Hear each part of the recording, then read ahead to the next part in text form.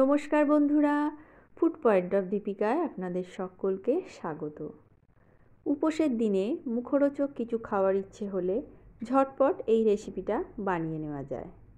সম্পূর্ণ নিরামিষ এই রেসিপিটা কিভাবে আমি বানাচ্ছি সেটাই আজকে আপনাদের সাথে শেয়ার করব। চলুন তাহলে রেসিপিটা শুরু করা যাক। রেসিপিটা বানানোর জন্য এখানে আমি নিয়ে নিয়েছি প্রায় 100 গ্রাম পরিমাণ বড় দানা সাবু। সাবুটাকে প্রথমে জল দিয়ে খুব ভালো করে ঘষে ঘষে ধুয়ে নেব। সাবুদানাতে প্রচুর পরিমাণে স্টার্চ থাকে, তাই ধোয়াটা খুব ভালো করে করে নিতে হবে। এইবার 3-4 বার জল পাল্টে পাল্টে আমি ধুয়ে নিয়েছি। এইবার অল্প করে জল দিয়ে এটাকে ভিজিয়ে রেখে দেব। জলটা কিন্তু খুব বুঝে দিতে হবে।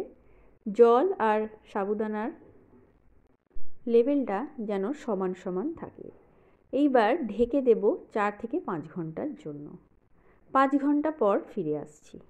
দেখুন, অল্প জল দেওয়ার কারণে সাবুটা যেমন সুন্দরভাবে ভিজে গেছে, তেমনি আর একটুও জল কিন্তু গায়ে লেগে নেই। দানাটা খুব সুন্দরভাবে নরমও হয়ে গেছে। এইবার একটা থালা নিয়ে নিচ্ছি। থালার মধ্যে সাবুদানাটা মেখে নেব। প্রথমেই আমি সমস্ত সাবুদানাটা থালার মধ্যে দিয়ে দিলাম। এরপর নিয়ে নিয়েছি 4টে ছোট সাইজের আলু। আলুটাকে গোটা সেদ্ধ করে নিয়েছি। এইবার আস্তে আস্তে আলুটাকে এর মধ্যে চেপে চেপে দিয়ে দিচ্ছি।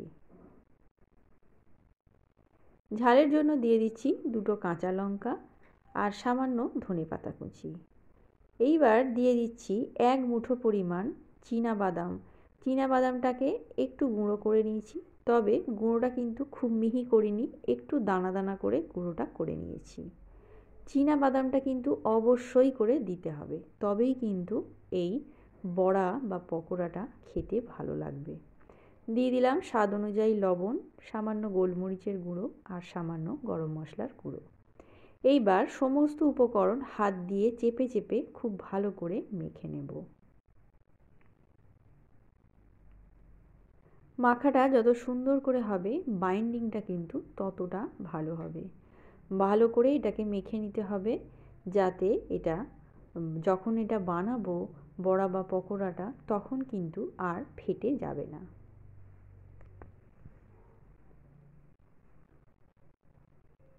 মাখাটা আমার হয়ে গেছে। এইবার আমি হাতটাকে পরিষ্কার করে ধুয়ে ফিরে আসছি।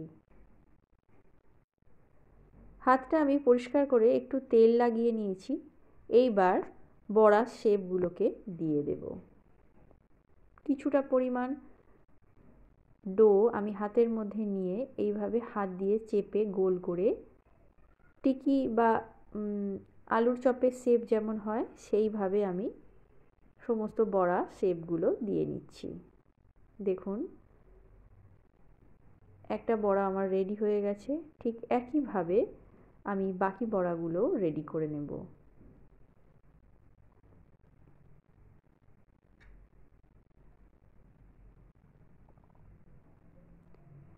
আরও একটা বড়া আমার রেডি হয়ে গেছে। সমস্ত বড়াগুলোকে ঠিক একইভাবে বানিয়ে নিয়ে ফিরে আসছি। সমস্ত বড়াগুলো আমার রেডি হয়ে গেছে। অপরদিকে গ্যাসের ওপর আমি তেল বসিয়ে আমি একটা ছোট্ট করে বড়া ছেড়ে দিয়েছি, এটা দেখার জন্য যে বাইন্ডিংটা ঠিকঠাক হয়েছে কিনা। এই রকম একটা ছোট্ট করে দিয়ে দেখবেন, যদি বাইন্ডিং ঠিক হয় তাহলে কিন্তু বড়াগুলো ভাঙবে না, আর যদি না হয়ে থাকে সেক্ষেত্রে বড়াগুলো কিন্তু ভেঙে যাবে। বড়াটা আমার একদম ঠিকঠাক বাইন্ডিং হয়েছে।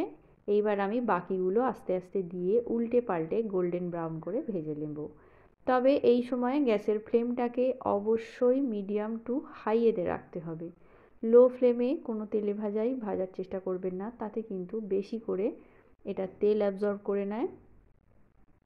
তাই হাই টু মিডিয়াম ফ্লেমেই এই বড়াগুলোকে আমি ভেজে নিচ্ছি।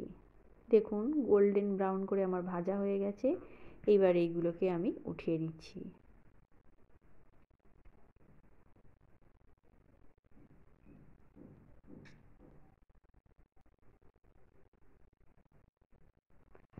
ঠিক একইভাবে বাকিগুলো আমি ভেজে নেব।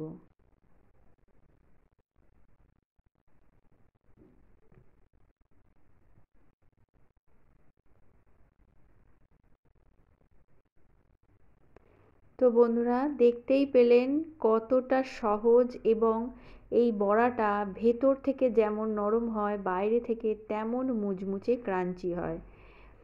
তো বন্ধুরা, রেসিপিটা অবশ্যই করে বানিয়ে খাওয়ার অনুরোধ রইল। রেসিপিটা ভালো লাগলে লাইক, শেয়ার ও কমেন্ট করে দেবেন। আর আমার চ্যানেলে নতুন বন্ধু হয়ে থাকলে চ্যানেলটা সাবস্ক্রাইব করার অনুরোধ রইল।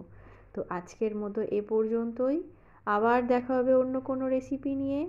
ততক্ষণের জন্য নমস্কার।